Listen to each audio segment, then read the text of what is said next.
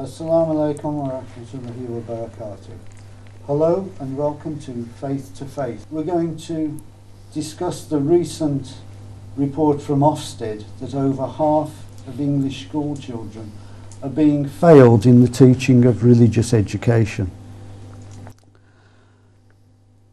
Many reasons are given for this, but it is a legal duty to provide RE in our schools, and there are advisory bodies setting syllabuses. With me in the studio I have Mr. Robert Papini, who's the administrator of the International Association for Religious Freedom, Dr. Talib Warsi, who describes himself as a humble doctor, but he is in fact involved in education projects around the world, and Sister Hannah Smith, a professional teacher and educationalist. So, if I can start with you, Robert. Assalamu alaikum. Teaching religion is quite fundamental to your area of interest, religious freedom and human rights.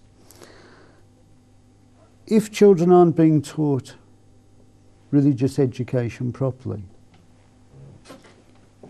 what effect do you feel this has on their appreciation of religious freedom and human rights? I think I'd have to say without hesitation a very, very grave impact. A teaching of equivalence of all religions would be really the only way to start in asserting that, Article 18 of the Human Rights Charter, the Universal Declaration of Human Rights, without this sort of sound base, it's going to lack credibility with alert young minds. So where the state is failing, or any other body is failing that, they are making our job very much harder, and we have a problem, Houston. So, Dr. Warsi. Yes. Assalamu alaikum. Wa alaikum salam. You're a doctor and an educationalist. If there's something wrong with society and education, what's the medicine, do you think? Well, picking up from our brother here, Robert, about human rights and education of religious curriculum in school level, is to distinguish, to take away the distinction human minds have created in color, caste and creed in society are the elements and the symptoms of the disease.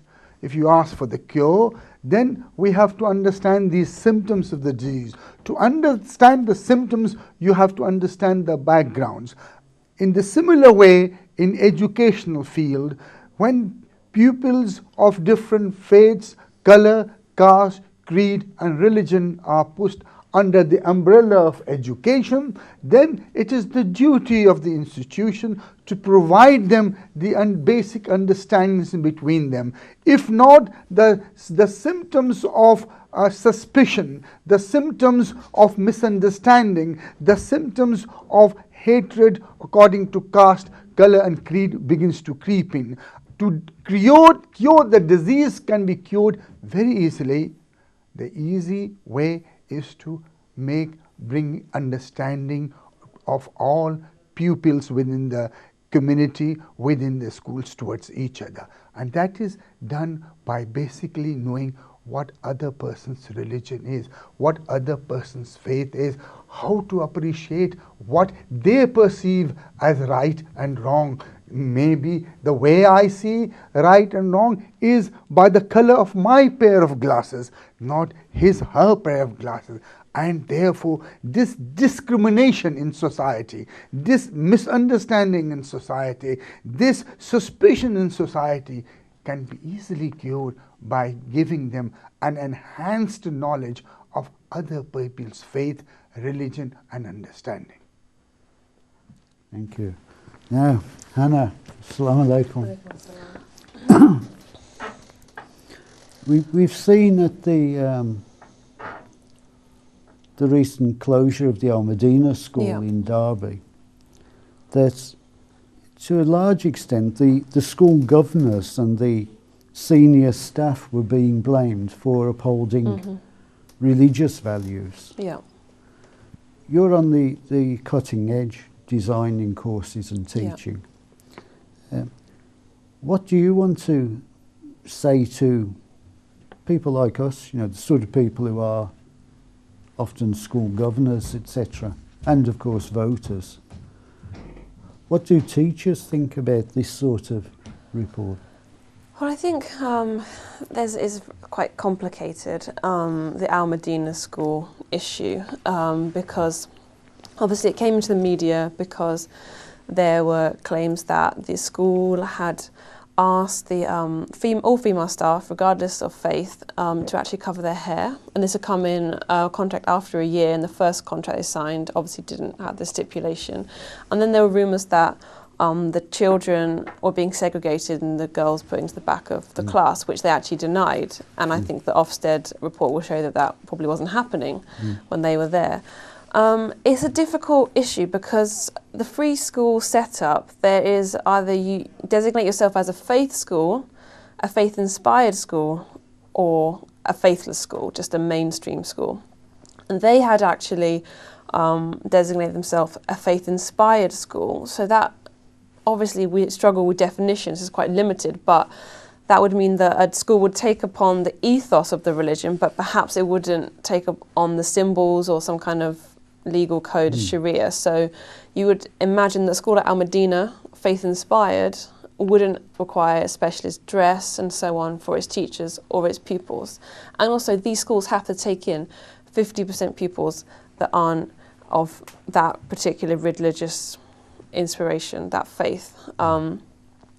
But the thing is, like, the school is within its rights, if it's saying it has some kind of faith ethos, to actually decide, you know, how a school is run, and it has a choice in the uniform and so on. And if it, you know, in terms of freedom, the freedoms of a free school, which are allowed, you know, a lot of autonomy in terms of the curriculum they teach. They don't have to follow the national curriculum. They don't have to employ qualified teachers. They don't have to have a normal working day. Within those freedoms, they are allowed to act. And if you notice, the school was actually closed down, not for those reasons. It was closed down for a health and safety reason. Yeah. The reason actually I introduced the Al Medina school is that two reasons. The school governors discussing the hijab issue said, we have uniform. And I instantly thought of my school days where I had to wear a green blazer with a badge that had identified me as a victim every time I walked past another nearby school. And I would have liked to have abandoned uniform, but we just weren't allowed to. And it seems that the targeting of wearing a headscarf as part of a uniform is up to the organisation that you work for. Yeah, and this issue with it was different because it's actually the staff that were required to cover their hair. It's a challenging issue because if a school has an ethos, for example, an ethos of, you know, following Islamic requirements for modesty, then you'd expect that anyone involved with that school would want to actually take them upon themselves. But that it was a change of contract that actually was the issue. That they had opened the school under one premise, and then they had changed their actual ethos afterwards. And the government, you know, when you're actually going through the free school process, the application process, you have to actually write a very detailed education plan, an outline of your ethos, your vision, what your pupils are going to be like, and so on. And that would probably, it could be construed as an abuse of the system, that they're opening under one guise and then becoming something else later. But an employment contract can be changed without notice. Yeah. And for instance, the general contract for teachers in state schools has just been changed by the Department of Education, hasn't it? but we haven't Yeah. heard the same sort of publicity as we've had over a No, it's change of staff interesting. uniform. Yeah, and then there was another school in the news, the Tawhidul Islam girls' school, has also been in the news about, and again, it's around the hijab issue that they've asked the girls to actually cover their hair both inside and outside schools. We have a lot in the media right now.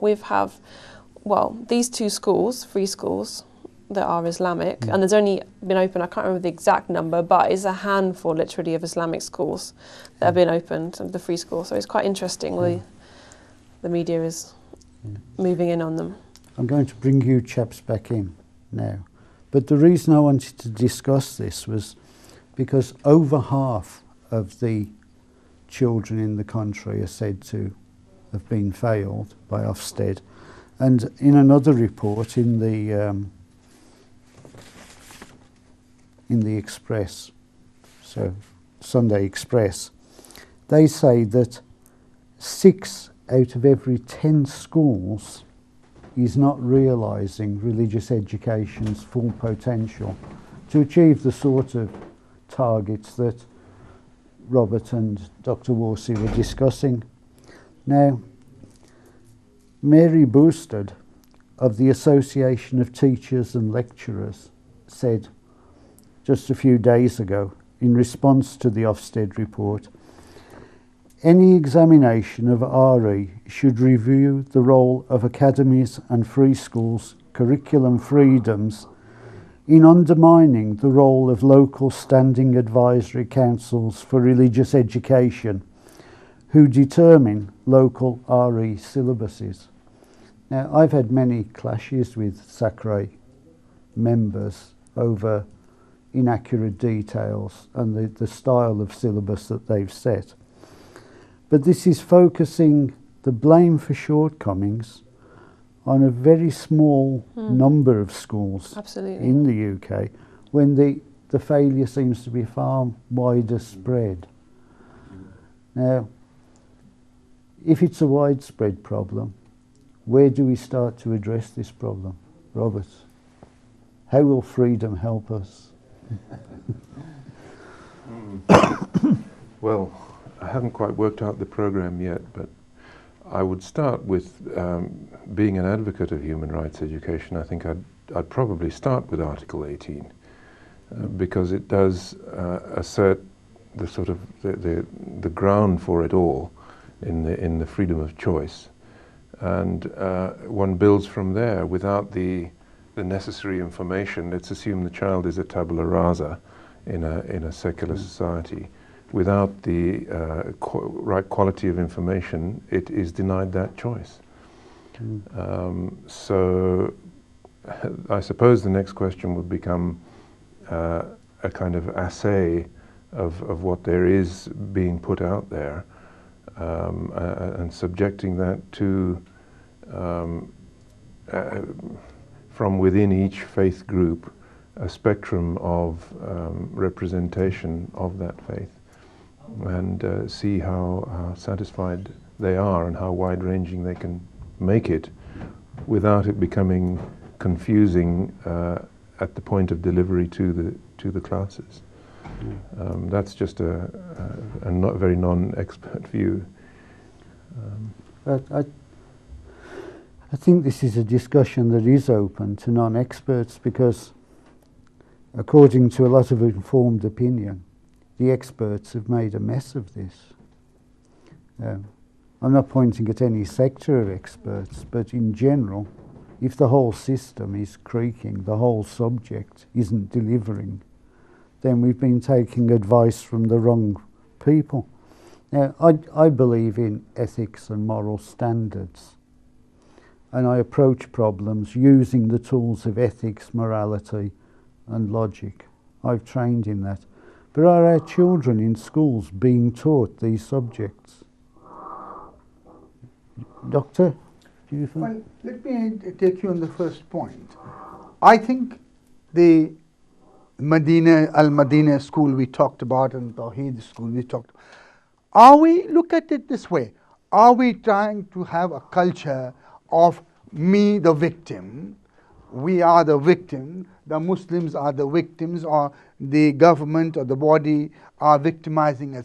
I have talked to the Sikh brothers. They too have opened school like this, and they are quite successful. Their schools have been closed. So there are two ways of looking at it.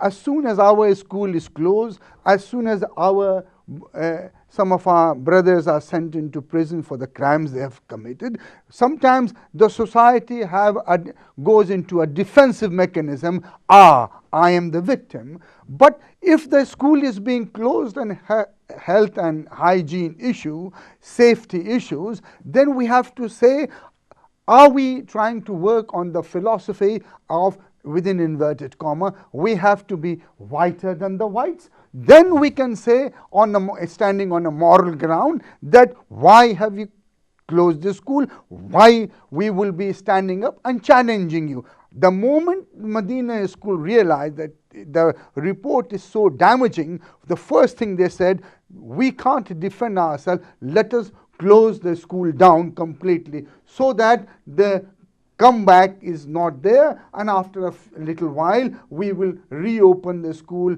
under the new umbrella or cover. So if we are trying to say I'm the victim and not looking at our own fault, we have to be an open-minded society where we say, before we talk about removing the beam from someone else's eyes, let us respect from somebody else's eye. Let us see if we can carry and try to clarify the defects that we have encountered, because you see, these schools are very new schools. They will have problems. They will go through a learning curve. They will have teething problems to do so. I think the education society is not trying to say, this is the Muslim school, let us find fault to them and put a padlock on the door. If that was, then that is a serious problem the society is facing. In my opinion, we have to retrospective look into our own self and first say, morally, in every possible way, have we got the right to stand up and challenge the educational authority, say, why have you put this padlock on our doors? Well, I didn't raise the locking. It's the governors who decided to lock up. But let me give you another example. I had a friend who worked at a solicitor's company, and they were allowed to dress as they pleased on a Friday. They turn up in jeans, trainers. One Pakistani brother decided to turn up in Shawwal kameez, and since he was of extreme Salafi leaning, they were more like Bermuda shorts. Within 2 weeks, there was no more Sloppy Friday. Everybody had to carry on wearing business suits. That didn't get into the Express. It didn't get onto the front page of the BBC website. It's not the actions of the school I'm questioning or the response. It's the response of the press and educational experts to this, tying it in with a separate subject. The press is not always, unusually it is well seen, press is biased in favor of the majority, to see that its media that it portray sells well in there. So we should not just fix our guys what the television and the media say. At least you and I have a right in this country to sit in the studio, to face the camera and tell the people of this country, this in our eyes is right, and we can say to Robert, this is wrong. We can say our sister, this is right and wrong. We have that. But we have to be whiter than white, surer and then sure than we can be, that we can stand up and challenge the government, challenge the education body. Come on now, show us where we are. It is not the question of closing the press TV down. It is the very serious problem. The problem is, it is the total education system of the British institution that is at stake. Its good name is at stake. Yes, but we see that responding to the press reports, we've got somebody speaking on behalf of one of the major teachers' unions, blaming all the ills on education upon academies and free schools. I don't think you can blame the actual free schools themselves because they've gone through the vetting process of the Department of Education. They first had to submit a proposal with all their curriculum outline, and then they have to go through various stages in the pre-opening stage. Somewhere along the line, the Department of Education should have found that issue and ironed it out, whether it's in the curriculum or it's within the dress or so on. Yes. But it clearly hasn't affected... If it's not the local authority, there is some body which is regulating them. Yeah. But this is clearly not a problem that's affected half the children in the country. No, not at all, because they're a tiny minority school. I don't know the exact percentage, but it is a tiny minority of free schools and academies. And, you know, I'm a physics teacher by training, but what I've seen of the religious education curriculum and speaking to other teachers that are experts in RE provision, they do feel that it is lacking across the board, and it's something much deeper than free schools, academies. It relates to what is being taught, and it relates to the training of the teachers, the way the subject is taught from very much a cultural, phenomenological approach rather than an actual theological approach, so that children actually understand what each faith preaches, you know, the reasons why people believe in those beliefs. So it can be marginalised and children come away leaving confused, or even the emphasis upon issues which aren't related to religions, you know, as a phenomenon, actually just looking at moral issues without any religious actual angle, without any moral angle. So it's discussing euthanasia with no preparation, with no actual philosophy to discuss it, no framework, just discussing it, free expression, So which can be quite damaging to a child. our children are being presented with a load of unsorted data, basically, and they're not being given the tools to sort it. It's like they're being told to dig up potatoes, but you can't use a fork. Yeah, exactly. They all, yeah, essentially. This is not a good way to produce a good harvest, is it? No. But Robert? Well, perhaps it struck me that the unions might be capitalizing on the fact that you know, the undermining of sacres by this notional undermining by the existence of independent schools is sort of demoralizing the teaching profession, in the RE teaching profession. So they're using that as a kind of get out for the generally parlous situation they find themselves in. And they, I suppose, face the prospect that in the laboratories of the free schools and the faith schools, there's an experiment being done that will come out with something more viable than what they have come up with their own monopoly to date. Well, until the free schools phenomenon. You have to remember that majority of teachers teaching in free schools, academies or mainstream schools all come out of the same teacher training system. So they're going to have a similar degree obtained in the UK in religious studies or theology or something, and then they're going to go through a teacher training process which is very similar. I think one of the issues is that perhaps teachers with poor subject knowledge are teaching RE because you're not seen as one of the most important subjects in the curriculum. It's marginalised. You've got people that don't have a background in religious studies teaching about religion. And I remember my experience at school, growing up in the countryside, I think I had just one lesson on Islam. And obviously, Islam, Muslims make up now 10% of the population. It was obviously a very effective lesson. Yes. And the thing is, I didn't take any interest in Islam seriously until I came to university and I actually met Muslims. And what I was actually taught, looking back, now having researched it properly, was completely wrong. Well, I shall contact my friends amongst the Norwich Muslims and tell them where they went wrong. Doctor? You see, we are looking only towards one issue. If you are taught physics in school, if you are taught mathematics in school, you add write 2 plus 2, you put an equal sign, and then you are told to put a figure 4 there. In religious education, we are taught this religion believes in what, but there is no an answer written. If we talk about, as I say, euthanasia, right? Where does religion allows that a taking of life is all right? The view of the atheist, the view of we are not giving the end result. It is only half-hearted teaching of a religion that we are coming. When the little child is taught, right, can we have the right to take my own life, right? What does Islam teach? What does Judaism say? What does Christianity? The answer is never given. We are being given, this is it, learn it. But the question in the society, religion is part of the society pillar that it stands on.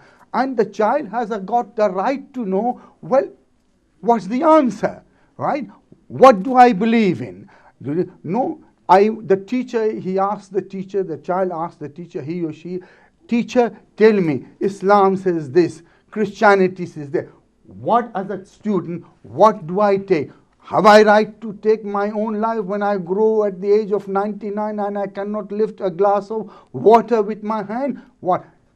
Teacher says, I can't give you the answer. When a child comes home after learning arithmetic, mathematics, he and she comes with an answer. When a religious knowledge is being imparted to a child, the child does not come with an answer. The child comes in many ways far more confused than he or she went to the class.